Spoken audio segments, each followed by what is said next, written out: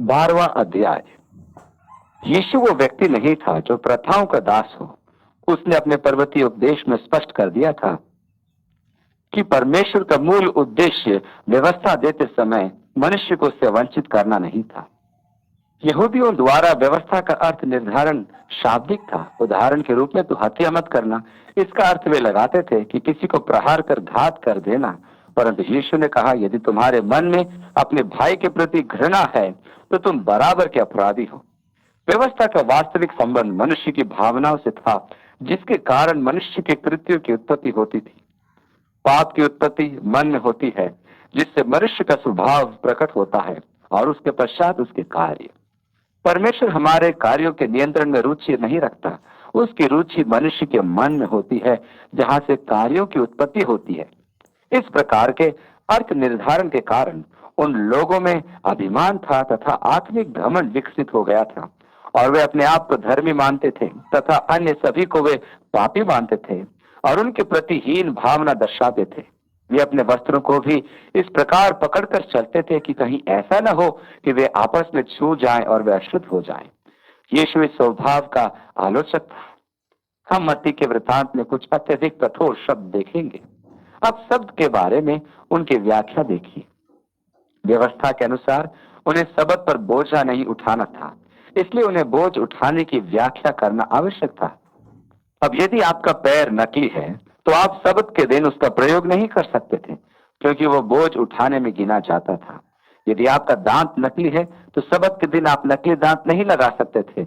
यदि उन दिनों में नकली पलकें होती तो अति संभव था कि आप उन्हें नहीं पहन पाते। इस नियम की व्याख्या करते करते उन्होंने उसके अर्थ को ही पूर्ण रूप से खो दिया था। यीशु को उनके अर्थ निर्धारण में कोई रुचि नहीं थी। वो उनकी प्रथाओं का परित्याग ही नहीं, उनका विरोध भी करता था। इस कारण वे यीशु के बैरी हो गए और वे सदैव यीशु पर दृष्टि रखते थे कि वह सबत का पालन करता है या नहीं। मसीह यीशु ने व्यवस्था को पूरा किया।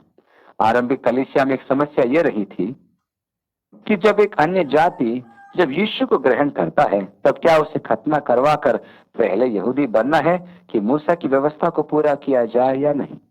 कलीसिया में अनेक यहूदी थे जो अंताकिया आकर पौलुस द्वारा स्थापित कलीसियाओं में खतने का विषय लेकर विभाजन कर रहे थे।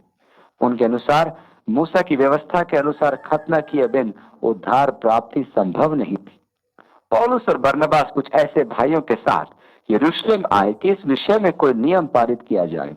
प्रेरितों के काम की पुस्तक में हम पढ़ते हैं कि आरंभिक कलीसिया की महासभा ने यह नियम पारित किया कि अन्य जातियों के लिए खतना अनिवार्य नहीं था और न ही उनके उद्धार के लिए यह आवश्यक था।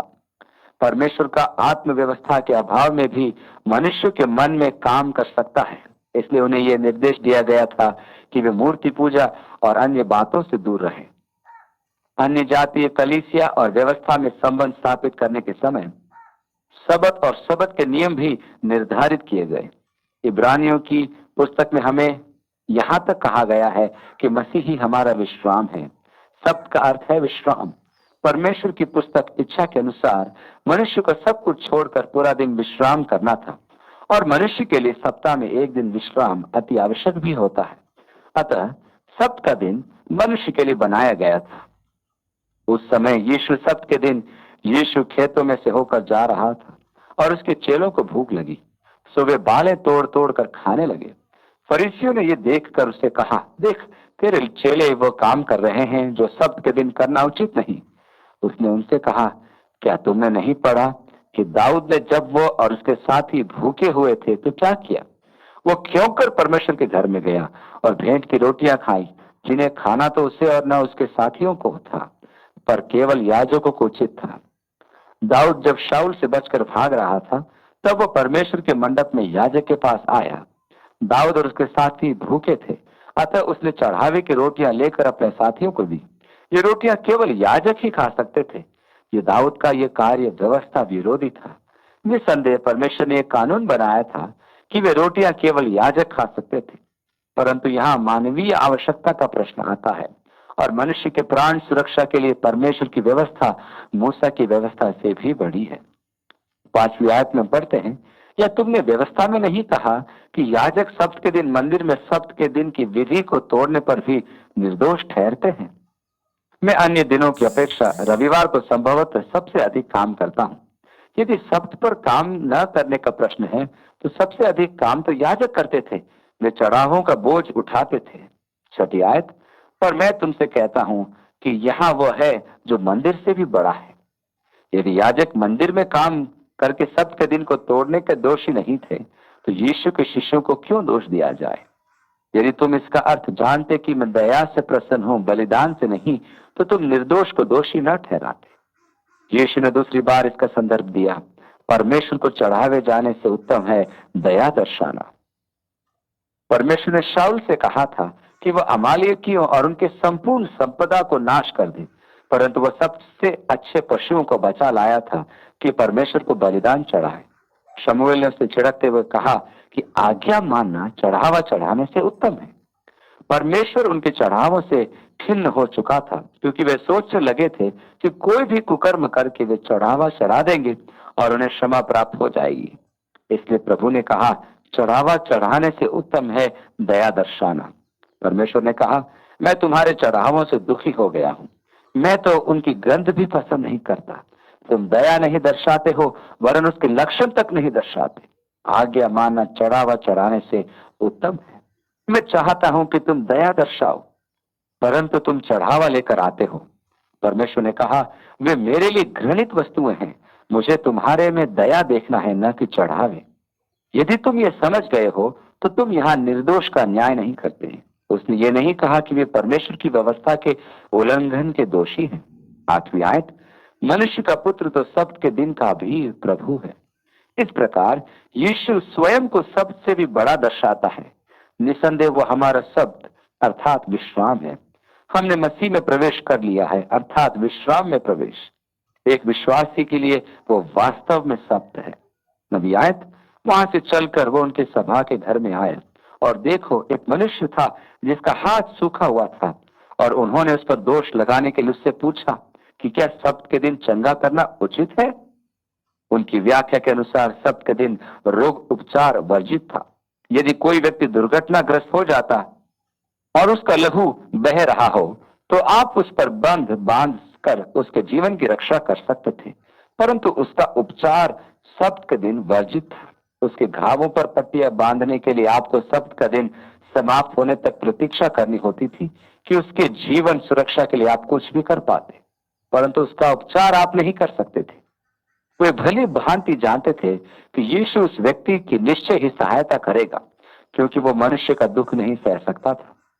वो निश्चय ही कुछ करेगा, उनको मालूम था। अब वे अपने समझ से सब्त की व्याख्या कर यीशु से पूछते हैं कि सब्त के दिन रोगी का उपचार करना क्या उचित है?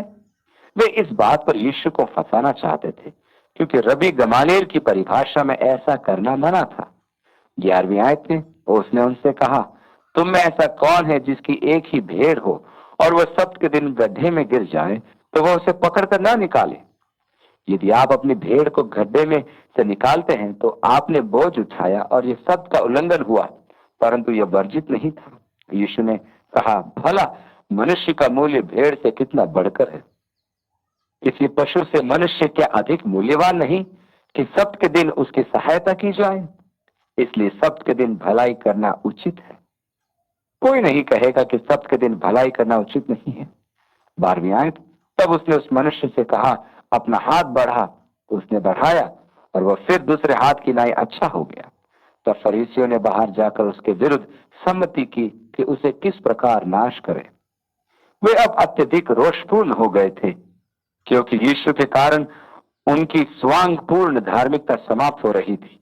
अतः उन्होंने सोचा कि उसे समाप्त कर दिया जाए। 15वीं आयत, यह जानकर यीशु वहां से चला गया और बहुत लोग उसके पीछे हो लिए और उसने सबको चंगा किया। यीशु अपने समय आने तक उनका सामना नहीं करना चाहता था, इसलिए वो चुपचाप वहां से चला गया और उन्हें चिताया कि मुझे प्रकट न करना कि जो वचन यशायाह भविष्यद्वक्ता के द्वारा कहा गया था वो पूरा हो, कि देखो, ये मेरा सेवक है जिसे मैंने चुना है, मेरा प्रिय जिससे मेरा मन प्रसन्न है। मैं अपना आत्मा उस पर डालूंगा और वह अन्य जातियों को न्याय का समाचार देगा।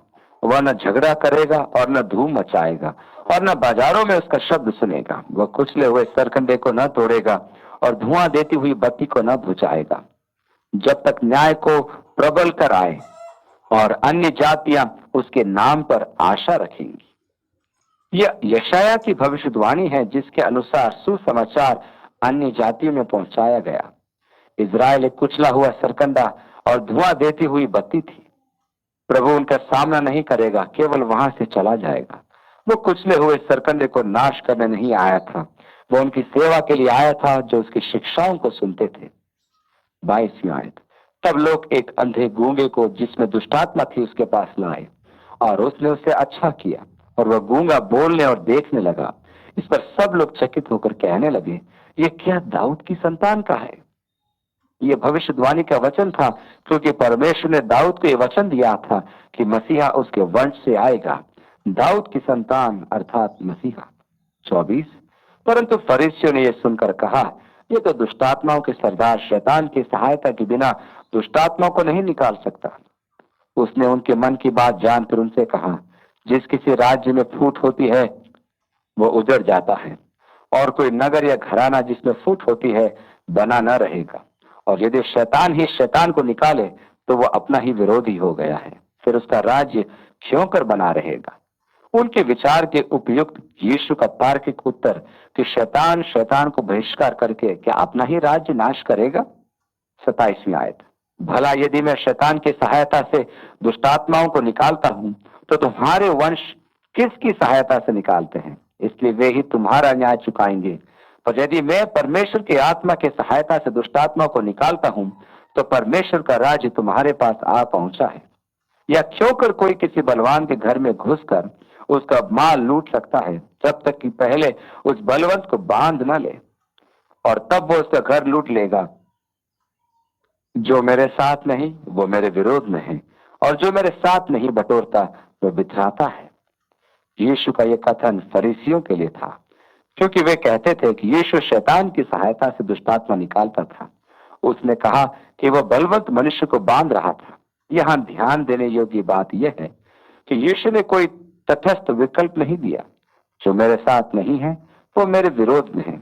उसने आपके लिए कोई बीच का मार्ग नहीं छोड़ा है कि आप कहें, मुझे भरोसा नहीं कि मैंने पूरा पूरा निश्चय किया है कि नहीं। निर्णय न लेना ही नकारात्मक निर्णय है।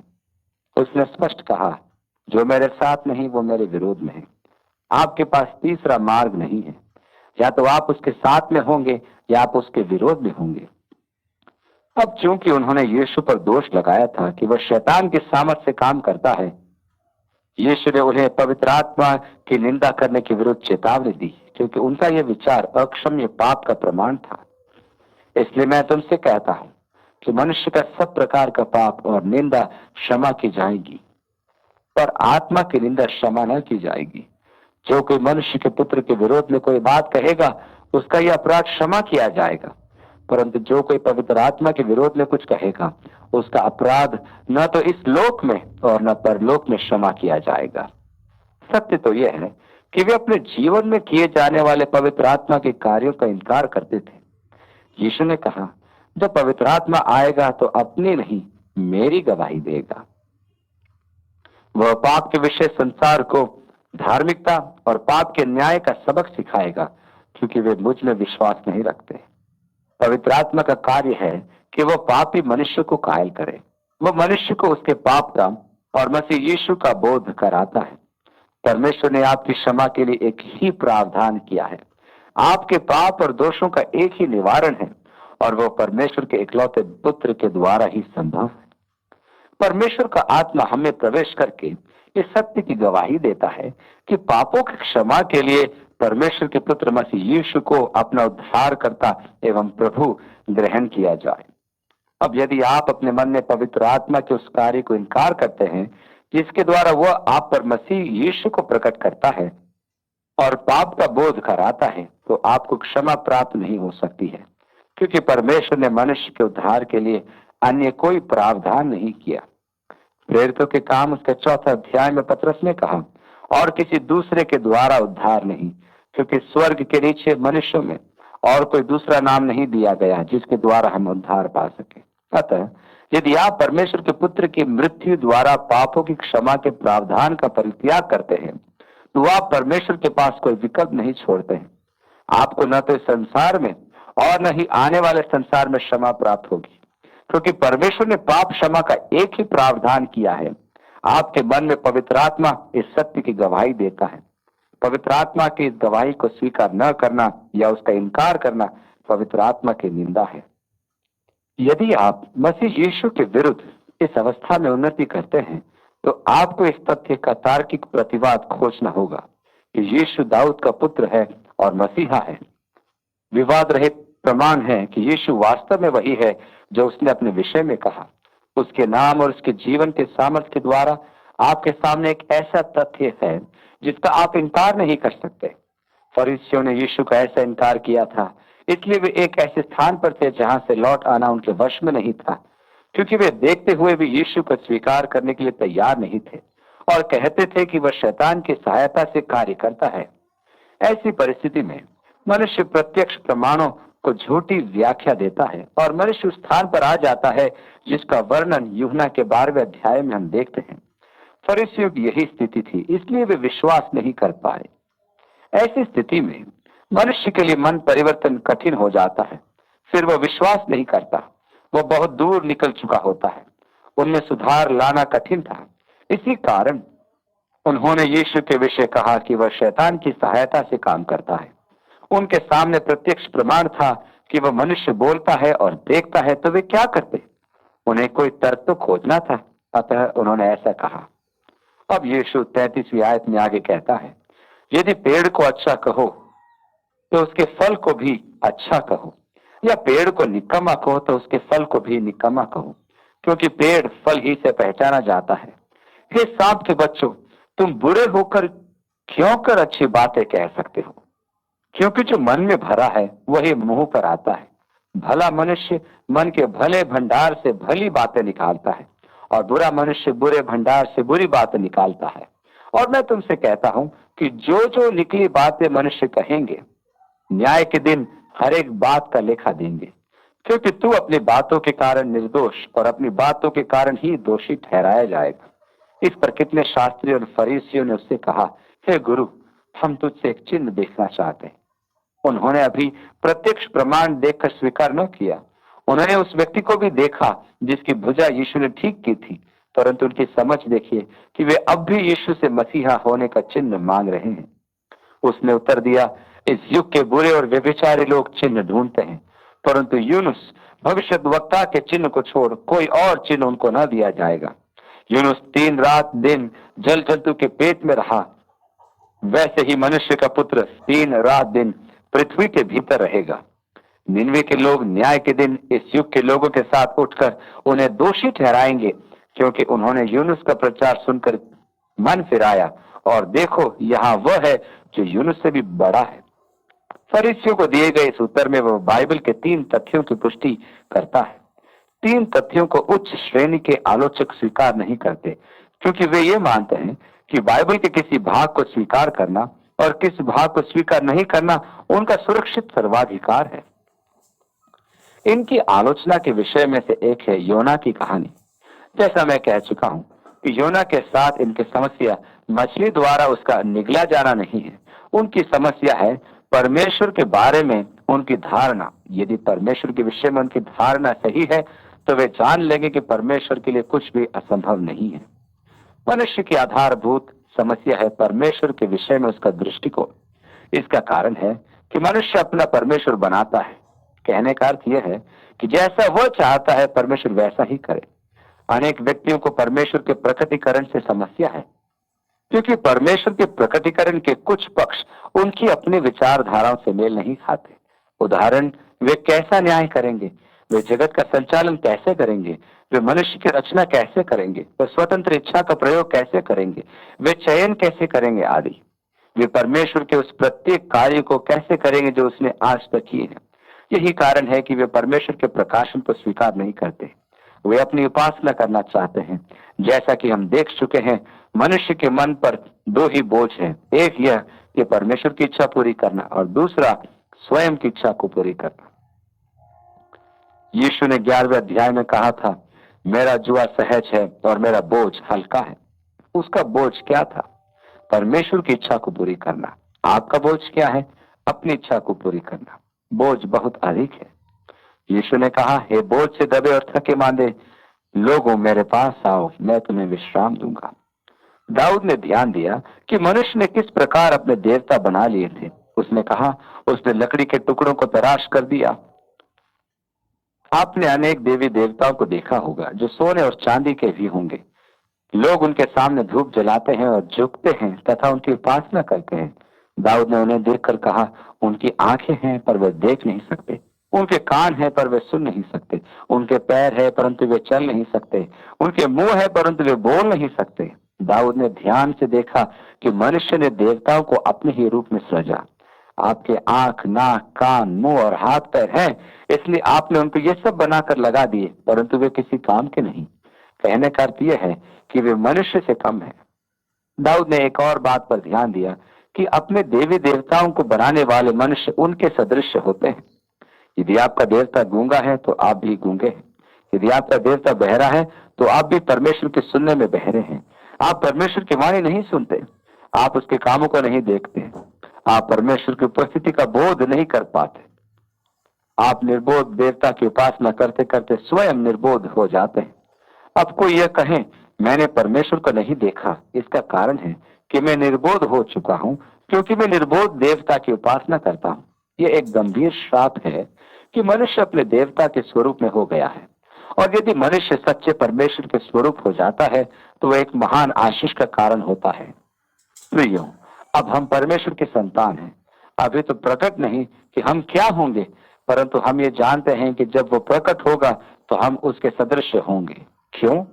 क्योंकि मनुष्य अपने उस परमेश्वर के स्वरूप में हो जाता है जिसकी वह उपासना करता है।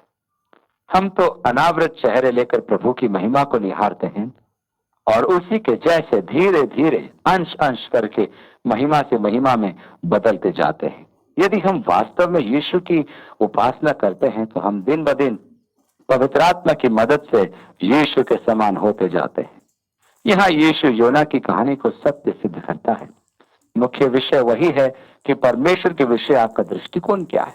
दूसरा तथा जिसकी यीशु पुष्टि करता है वह यह है कि उसका पुनरुत्थान जो 3 दिन और 3 रात पश्चात होगा। उच्च स्तर के आलोचक यहाँ भी सहमत नहीं होते, परंतु यीशु स्वयं इस तथ्य की पुष्टि करता है। तीसरा तथ्य है अंततः सब मनुष्यों का पुनरुत्थान, कि वे परमेश्वर के न्याय सिंहासन के समक्ष उपस्थित होंगे।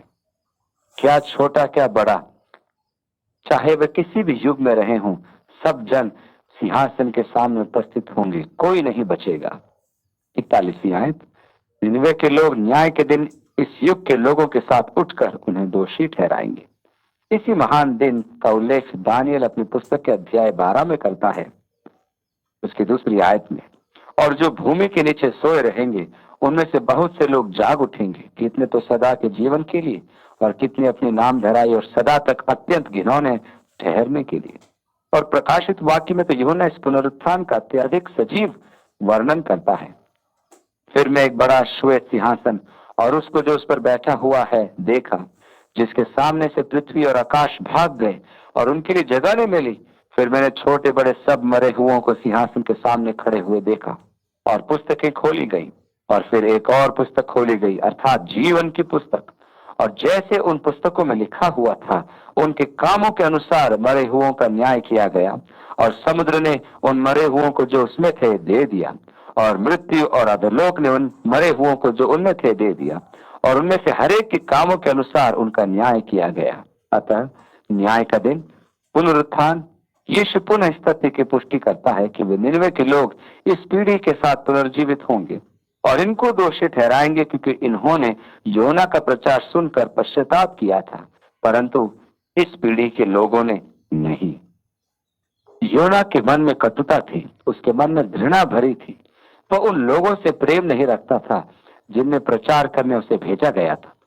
वो उनके प्रति रोष और घृणा ले पूर्ण था, इसलिए वो वहां जाना ही नहीं चाहता था। उसने वहां न जाने का यथासंभव प्रयास किया, उसे वहां जाने के लिए बाध्य किया गया। अब किसी ने कहा कि परमेश्वर अपनी इच्छा के विरुद्ध आपसे काम नहीं करवाएगा। ये सत्य है, परंतु वो आप में ऐसी इच्छा करता है कि आप उसकी इच्छा पूरी करें। योना के साथ भी ऐसा ही हुआ। मेरे कहने का अर्थ यह है कि उसने योना को मछली के गर्म पेट में रखा। समुद्री घास उसके चारों ओर लिपट गई थी और समुद्री लहरों की मार उसे पड़ रही थी। किसी स्तनधारी प्राणी के शरीर में 30 से 32 डिग्री का तापमान होता है। अंत में हार कर उसने प्रभु से कहा, बहुत हुआ, मैं बाहर जाना चाहता हूँ। परमेश्वर उसे बांध कर नहीं ले गया, परंतु उसकी इच्छा को साधा कि वह स्वयं कहे, मैं जाऊंगा।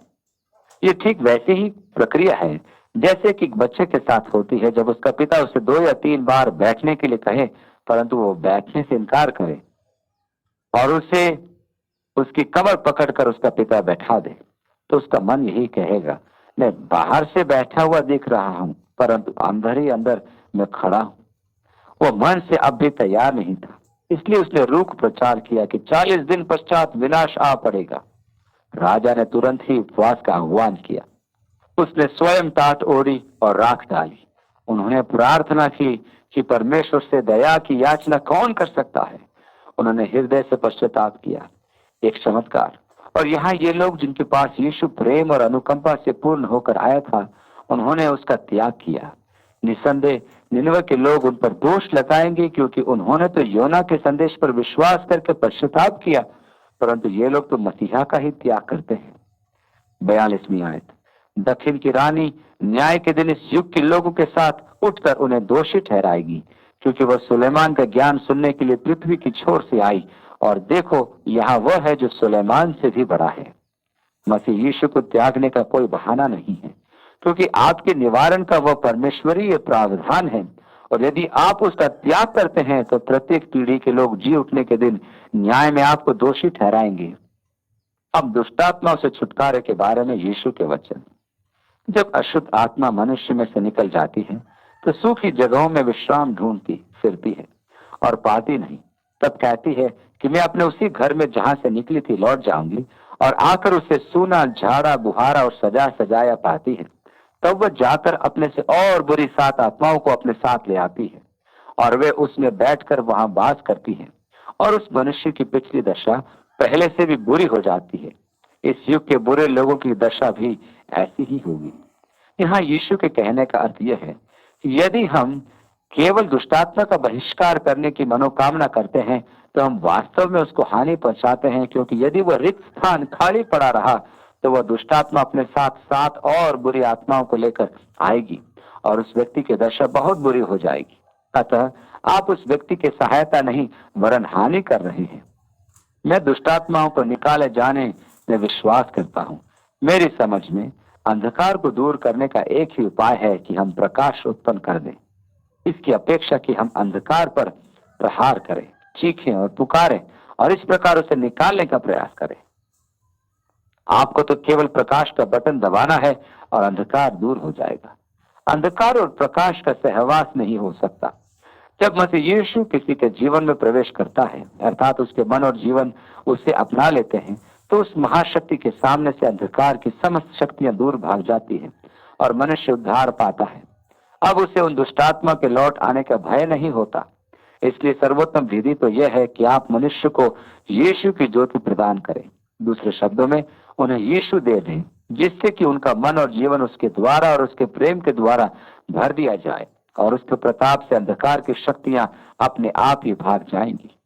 तब जब वह भीड़ से बात कर ही रहा था तो देखो उसकी माता और भाई बाहर खड़े थे और उससे बातें करना चाहते थे। किसी ने उसे कहा, देख तेरी माता और तेरे भाई बाहर खड़े हैं और तुझसे बातें करना चाहते हैं। यह सुन उसने कहने वालों को उत्तर दिया, कौन है मेरी माता और कौन है मेरे भाई?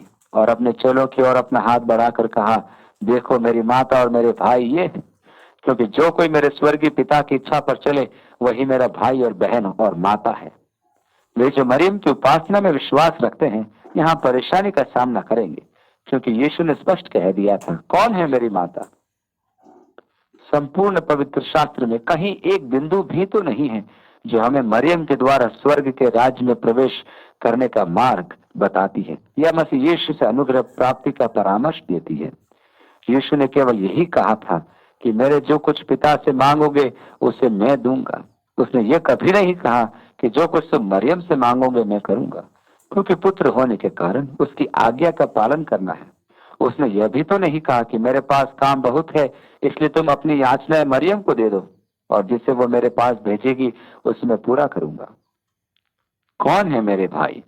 तब उसने उत्तर में अपने चेहरों की ओर संकेत किया। अध्याय 13 के अंत में हम देखेंगे कि यीशु के भाई बहन भी थे, अर्थात यूसुफ के पुत्र पुत्रियां। यीशु तो पवित्र आत्मा का था। इस कारण यह मानना कि मरियम सदैव कुंवारी थी बाइबल आधारित नहीं। अध्याय 13 के पद में लिखा है, क्या वह बढ़ाई का बेटा नहीं? और क्या इसकी माता का नाम मरियम और इसके भाइयों का नाम याकूब और यूसुफ और शमौन और यहूदा नहीं? यहाँ ये संकेत भी है कि उसके सौतेले भाई उसमें विश्वास नहीं रखते थे। ध्यान दीजिए कि उसने कहा था, भविष्यद्वक्ता अपने देश और अपने घर को छोड़ और कहीं निरादर नहीं होता। वो अपने ही परिवार द्वारा परित्याग का परिपूर्ण अनुभव कर रहा था। उसके भाई भी एक बार उसे लेने गए थे। वे सोचते थे कि उसका मानसिक संतुलन बिगड़ गया।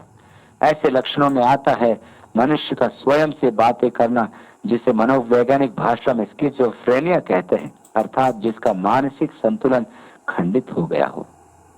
इसका अर्थ यह हुआ कि वे जो यीशु के साथ गहन सहभागिता रखते हैं, उनका संबंध यीशु के साथ भाई बहनों से गहरा है।